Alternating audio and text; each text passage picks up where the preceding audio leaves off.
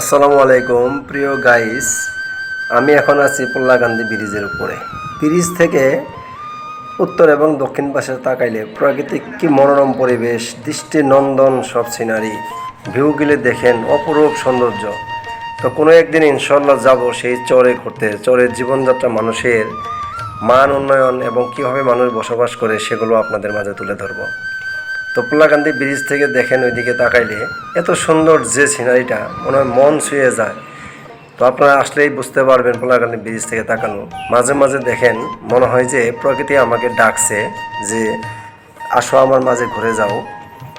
তো এত সুন্দর জায়গা না ঘুরলে কি আর হয়? এই চরাঞ্চলের মানুষের জীবনযাত্রা আপনাদের মাঝে তুলে ধরবো।